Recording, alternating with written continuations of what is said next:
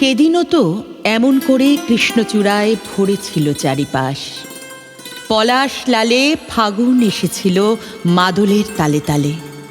এমনই ফাগুনে গোপালগঞ্জের টুঙ্গিপাড়ার বাইগার নদীর তীরে জন্ম নিয়েছিলেন তিনি মা সায়রা খাতুনের কোলে। সেদিনই তো লেখা হলো ইতিহাসে দিক পরিবর্তনের এক অমোঘ সংকেত। বাইগারের জলে আকাশে বাতাসে ভেসে বেড়ালো সেই আগমনের ধ্বনি। ছোট্টবেলার সেই খোকা, বঙ্গের অলংকার, অমূল্য রতন, শেখ মুজিবুর রহমান। দুর্ভিক্ষে নিজের ধানের গোলা থেকে ধান বিতরণ করার মতো মহৎ হৃদয় তোমায় আটকে রাখে সাধ্য কার? মানব কল্যাণে তোমার দান মাথায় তুলে নিয়েছিল সবাই, হে বঙ্গমায়ের সন্তান।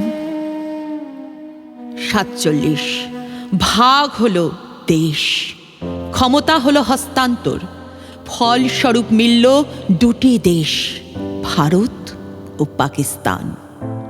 পূর্ব পাকিস্তানের মুক্তির অঙ্গীকার করলেন তিনি। দারিদ্র্য, বেকারত্ব, জীবনযাত্রার মান করতে হবে উন্নত, চাই সমাজতন্ত্র। দেশ জুড়ে তোমার আদর্শে শুরু হলো আন্দোলন। উর্দু রাষ্ট্রভাষা নয়, বাঙালির প্রাণের ভাষা বাংলাই হবে রাষ্ট্রভাষা। জ্বলে উঠল আগুন দিকে দিকে। সেই অগ্নিপুত পথের অগ্রদূত কে? তিনিই তো বঙ্গবন্ধু শেখ মুজিবুর রহমান। মানুষের ভালোবাসা তাকে আটকে রাখতে দেয়নি হিংস্র কুটিল জেল কক্ষে। বাঙালির প্রাণের দাবি সেই ঐতিহাসিক 6 দফা দাবি, বাঙালির প্রাপ্তির ঝুলি পূরণ করতে। সেই দাবি বাঙালি কোনোদিনও ভুলবে?